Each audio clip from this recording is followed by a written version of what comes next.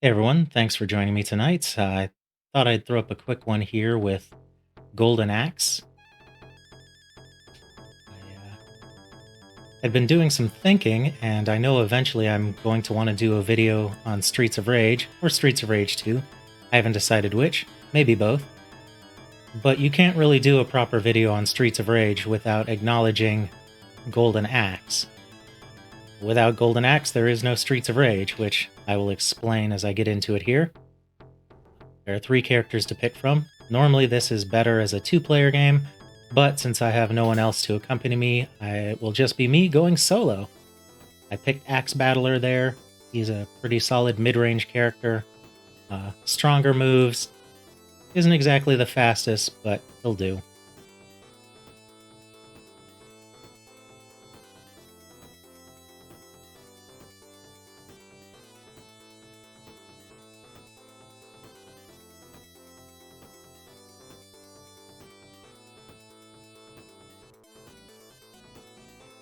That opening giant speech bubble sets up the whole premise of the game, in which Axe Battler is a hero who sets out to save the kingdom from a vicious tyrant named Death Adder. The game is named Golden Axe because that's supposedly the final weapon that you need to elect to defeat Death Adder.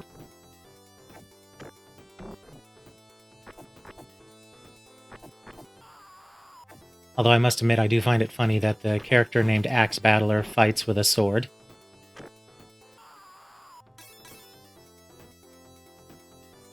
This game originally came out in 1989 in the arcades, I believe. It was Sega's response to Final Fight in the beat-em-up genre. I guess they wanted to take a medieval tactic with it.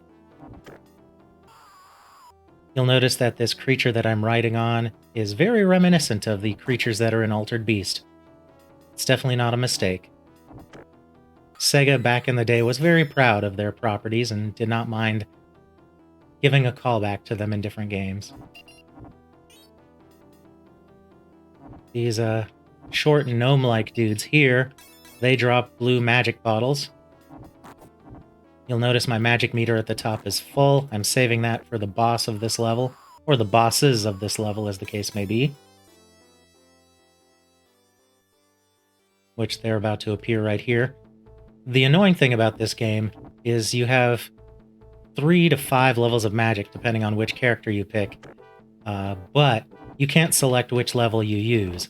Basically, the more bottles you collect, the stronger your magic gets, but you're always going to use all of your magic bottles when you trigger it. That's something that they changed with Golden Axe 2, the sequel. And it's widely accepted that Golden Axe 2 is a superior game. It's just, this one has more significance, and to be honest, I was never a huge fan of the Golden Axe series. So I'm going to trigger my magic now. Try to, anyway. And that kind of emphasizes one thing that I find very annoying about this game, as we watch this very awesome magic attack happen. The hit detection is not great, the hit programming itself is not great, and it's very easy to get caught in a loop where the enemies just rail on you. This is especially true in the single-player mode. When you're playing 2 players, you can usually have your friend bail you out. And night and day, this game is a decent experience with 2 players. It's a chore with just one.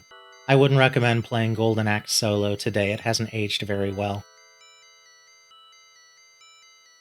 And that's not a commentary on the graphics and audio. I think the medieval setting, the graphical style, the graphical quality, and the music, they're all pretty good. It's just the gameplay itself is what I would consider both boring and haphazard. Like, there are some good ideas here, but why would you bother if you have access to the games that this engine gave birth to, Revenge of Shinobi and Streets of Rage, or the far superior Streets of Rage 2, Golden Axe 2. Honestly, pretty much any beat-em-up game on the Genesis made after this one. As I was saying, one of the reasons why I'm making this video is I plan to do a video on at least one of the Streets of Rage games at some point, and you can't uh, testify as to the significance and awesomeness of Streets of Rage without admitting that Golden Axe had a hand in Streets of Rage getting made. First of all, Golden Axe was enough of a hit in the arcade that they ported it to the Sega Genesis, and it gave them the thought that they should, keep making games like this, and they should also make a beat 'em up to capitalize on Final Fight. But more directly, the engine for the Sega Genesis version of the game was repurposed to build Revenge of Shinobi and Streets of Rage. Now, if you've played Revenge of Shinobi and Streets of Rage, you know some of the on-screen graphics, like the score indicators, the life meters, and stuff like that, are very similar. So it's pretty easy to tell that those two games have a lineage. But those two games have a lineage that starts here, and that's why I'm playing this game. So I have to give props to Sega for making Golden Axe, because without Golden Axe we wouldn't have Streets of Rage, and that would be sad.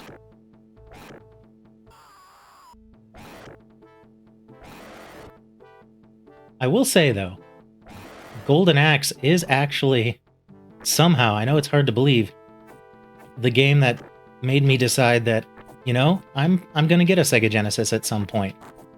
It wasn't an immediate thing. At the time this game came out, the Super Nintendo was still at least a year off, if not more. And I was pretty happy with the regular 8-bit Nintendo Entertainment System. Super Mario 3 had just come out, and I was enjoying the hell out of that. I want that dragon. In fact, I want that dragon so bad I'm going to trigger the magic so I can steal it. I do like that aspect of the game. Stealing the dragons and such from the enemy is great.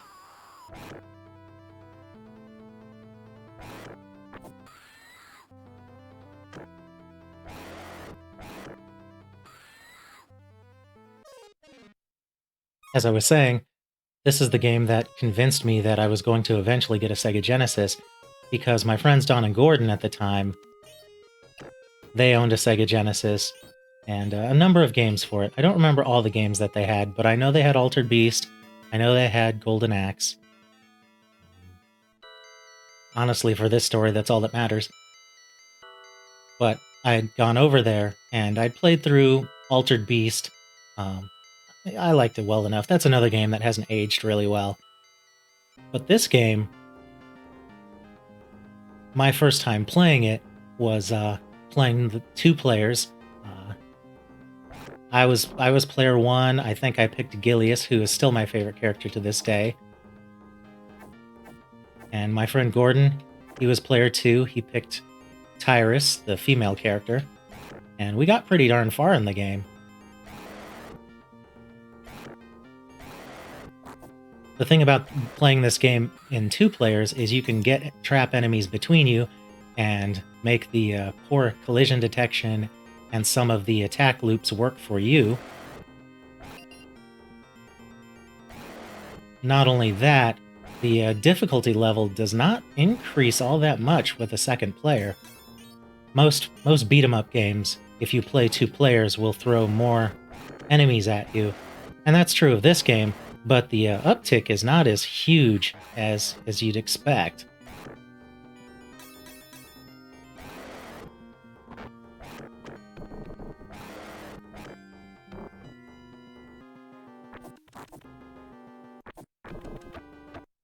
The bar there, or the room that they came out of in the arcade, I believe that was a bar that was named like Den of Brews or Den of Beers or something like that. Of course, they censored it in the Genesis here because, why wouldn't they? There are actually a number of text-based callbacks to Sega properties and Sega development teams hidden throughout the scenery in this game. Obviously, we didn't know that back in 1990, but as you get older and become an adult, you start wondering, what's that in the background mean?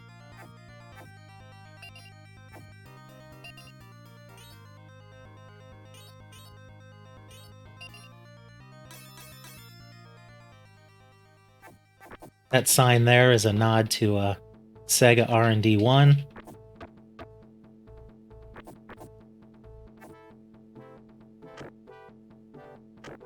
Which, if I recall correctly, it was R&D 1 that developed this game, and Amusement Machines 1 that developed the arcade game. I could be wrong. Somebody feel free to wiki that and put it in the comments below if I am.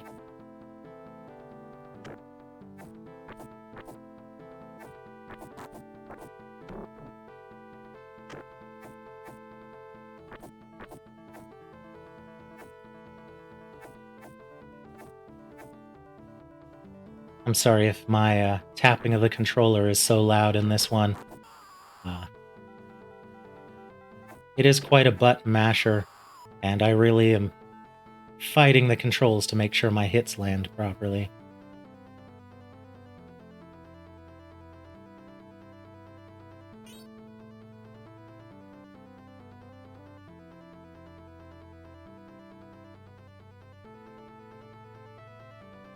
I'm very baffled here as to why the boss isn't coming out here. Trigger my magic and see if somebody's hidden stuck off screen. And there was. And if that's not indicative of this game's issues, then I don't know what is. This boss right here would not be too bad if I could have triggered my magic to get rid of his henchmen, but I had to use it to get everyone to appear. So excuse me as I go around in circles and constantly use the dash attack to defeat these guys. This is about the only way you can play this game and get pretty deep into it too, is run and attack, run and attack.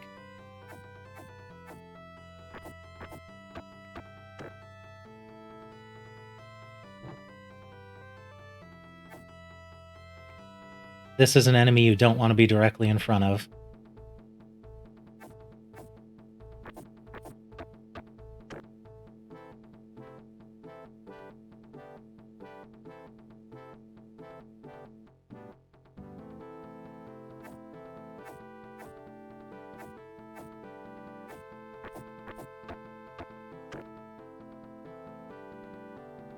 Sadly, this enemy repeats a lot throughout the game.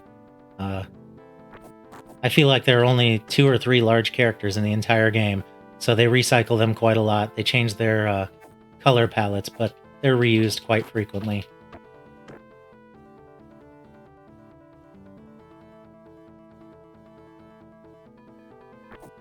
I was never a huge fan of the Golden Axe series. I would say, though, that if you want to play a Golden Axe game and kind of have fun with it, play Golden Axe 2 or Golden Axe 3. Yeah, Golden Axe 2 is more of the same, but it's refined. And if you're not familiar with Golden Axe, then you won't know the difference, and you'll be much happier for it.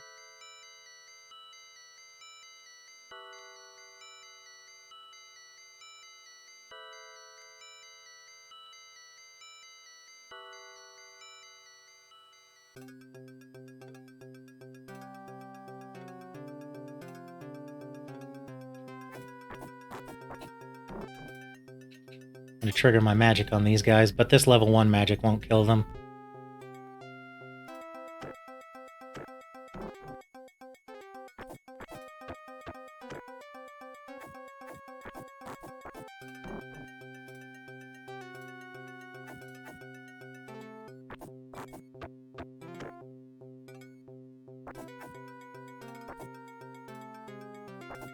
It's little tricks like this that make it possible to get through the game. Definitely not good programming, not good level design. But it is what it is. Up ahead, I'm going to face some skeletons, which will probably end the game for me.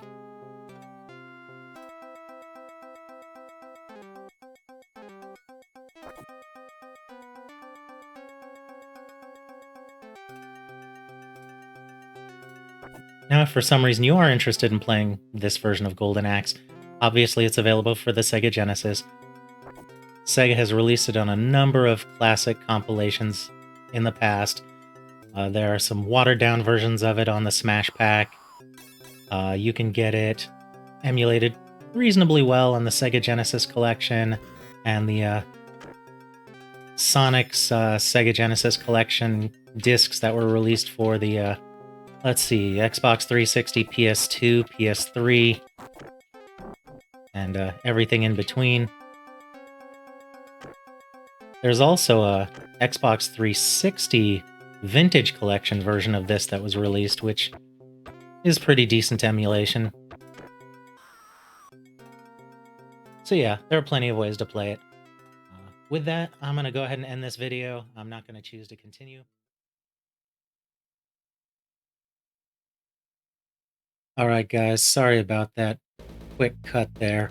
I just couldn't leave well enough alone after that video.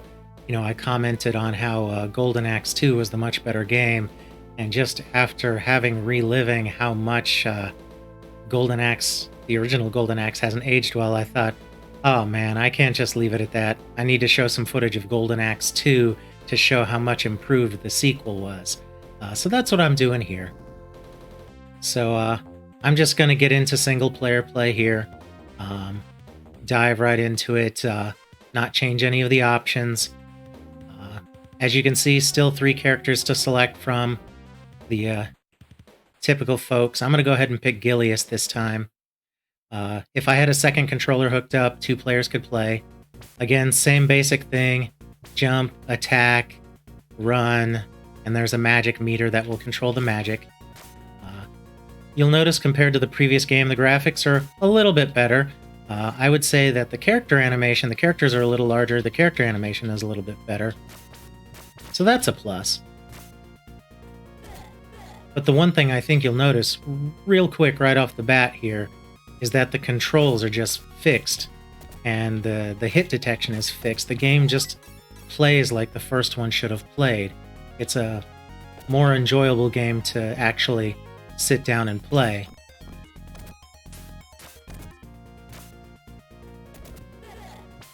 There are actually combos you can do now that don't leave you totally open to getting your butt beat.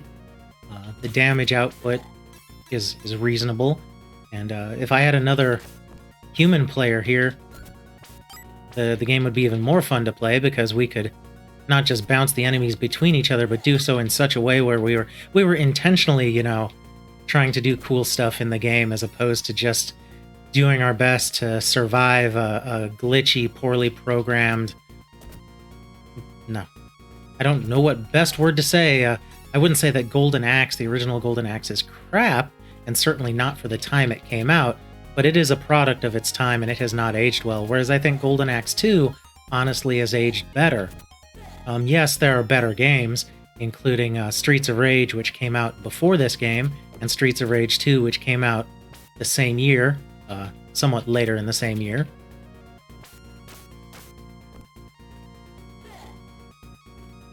Now, the interesting thing about Golden Axe 2 is while it doesn't have much significance to me necessarily, my friends and I didn't play this game very much, it's interesting to note that back when the game came out, it kind of got slammed for being too similar to the original Golden Axe. And I think a lot of the problems, a lot of the reason for that is that it came out at a time when, you know, it came out right after the Christmas buying season, so that didn't help it at all.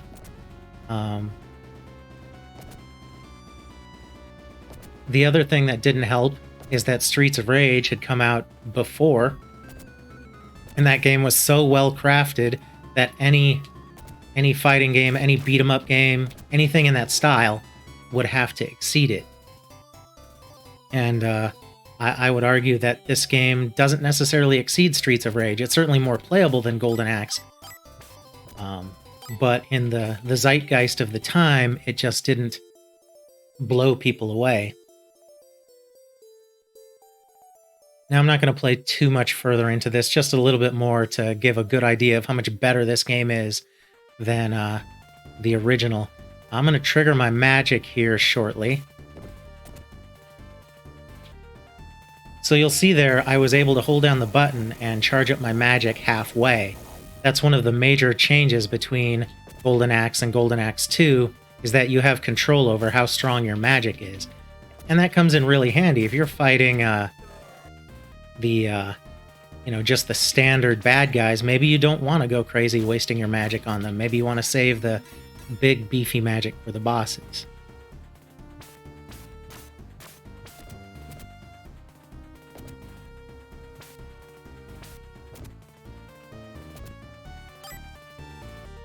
I do find it interesting, though, that, in hindsight, if you were to play a 16-bit Golden Axe style game, I would highly recommend playing Golden Axe 2. If you like retro games, you'll probably have a good time with it. But it's ironic to say that, given the knowledge of what things were like when the game came out. Like I said, it was after the 1991 Christmas season, so it came out in early 92. Back in those days, people did not buy tons and tons of games. They weren't buying a game every paycheck. They might buy a game every month. They might buy a game every 2 months. So in that world, Golden Axe 2 didn't really get a lot of exposure, really, until months into 1992. And by then we knew that, Streets of Rage 2 was in development, and then the Super Nintendo had come out, and we knew that the Super Nintendo was going to get Street Fighter 2. And yes, it's not the same genre, but remember, at the time, Street Fighter 2 was the game. So that's what people were focusing on. And in that kind of world at the time, there wasn't really a place for Golden Axe 2. It had its work cut out for it. And I think really what worked against the game is that they released it after Christmas. Because back in the day, you had really 2 release windows for games. You had the holiday buying season, and then the June time when all the kids got out of school. And unfortunately, Golden Axe did not hit one of those 2 windows. Or Golden Axe 2 didn't hit either of those windows, and it just it fell off. Luckily nowadays, the game's not too expensive to get a copy of, and you can also find it in almost all the various retro collections that Sega has put out. So I'm probably going to trigger my full magic against these guys, because I don't like the pink skeletons. And after I run out of lives, I am going to end the video for real this time.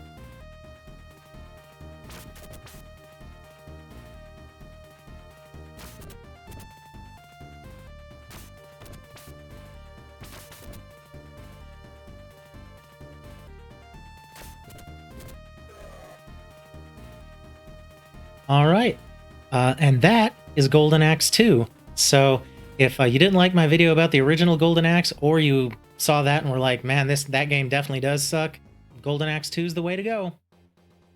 Thanks for watching.